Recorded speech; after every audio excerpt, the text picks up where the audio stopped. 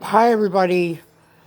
It is still officially September 11th, the 20-year anniversary, and I remember where I was on that day. I was at an appointment and I was on my way home, and I I heard people talking about it, what was going on, and I got home, and this is about 9 o'clock in the morning, and I picked up my phone and called out, just called everybody. I was worried about my family. I didn't know where people were or what was going on, and I just kept glued to the news about what was going on that day, and I was devastated and awed seeing all these innocent people just jumping out of windows and died. Just it was unreal to me, and I was in horror and shock. I could not believe what I was watching and observing, and just all these emotions came over me. And I called my friends out of state. I called out family and friends, and just trying to get out on the phones, calling everybody I could think of, just worried about everybody at that time period.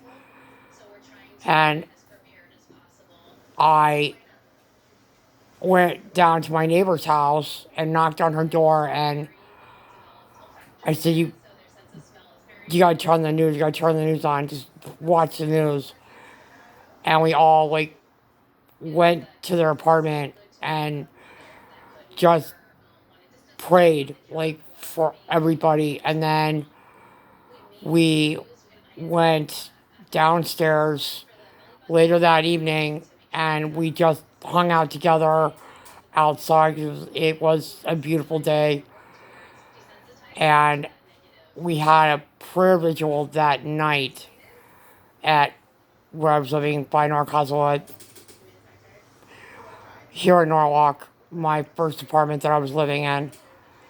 It was me, my roommate, um, other people that I lived with, my neighbors I lived around.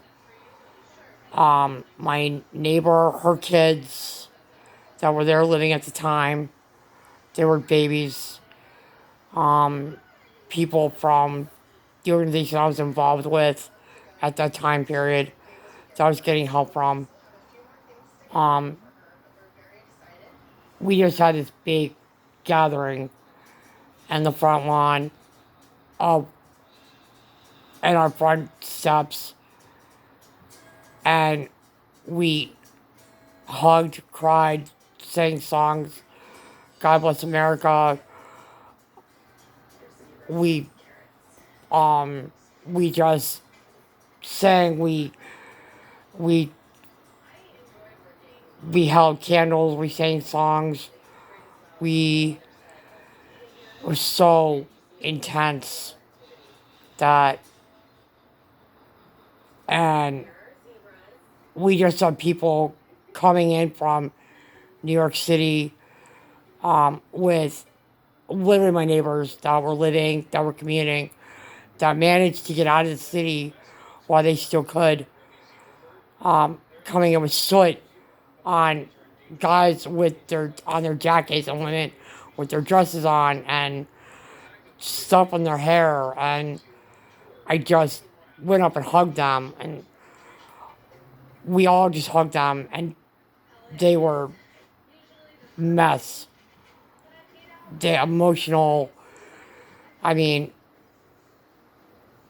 I stood in horror that whole day, and the next day, I just had to record this, and now it's 20 years later, and still can't believe that happened. And it just was, and I just called everybody, and I just hung out with my neighbors who, at the time, period were also my friends. And we just hung out together all day that day. And the next day, actually, after that, just talking and just trying to be support to our neighbors who had been affected by this, who came in from New York, who were able to make it home before. I don't know how they got home. Some people took cabs and family members picked them up and brought them back before they shut the trains. And some people managed to get the trains before they shut down. It, it just was unbelievable that day.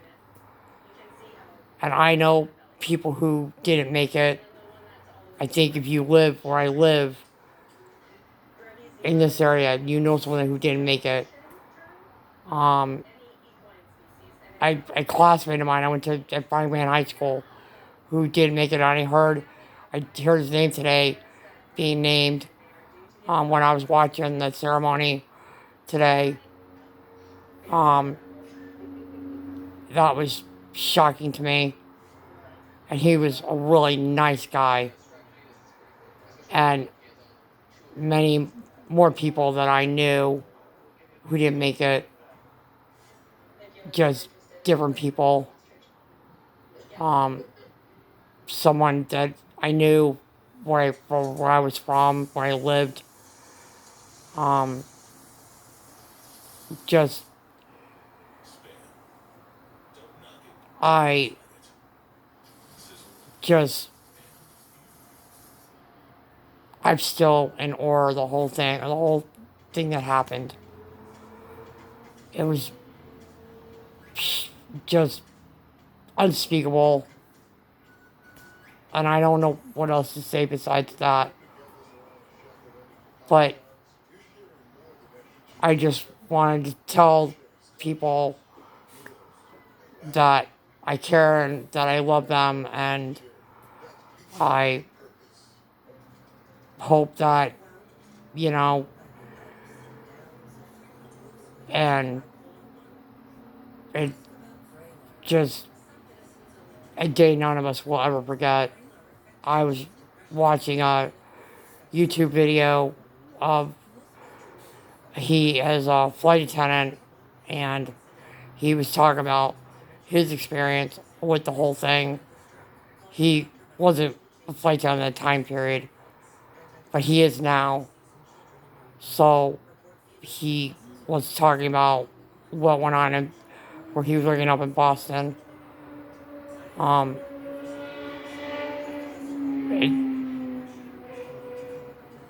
This day will never be forgotten.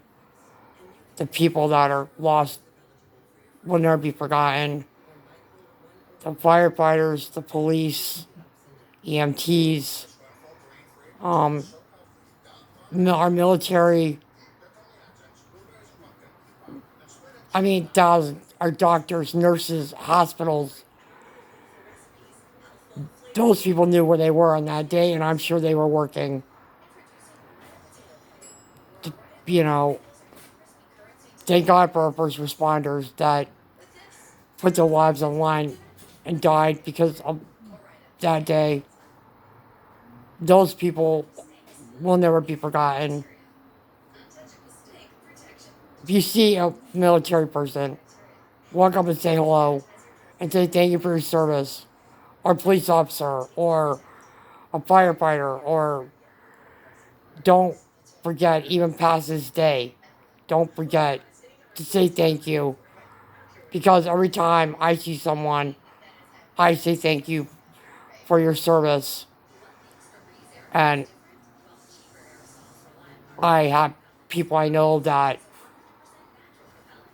were in the military, and I thank them with everything I've got. And I love them so very much. And those people know who they are. Um, they know.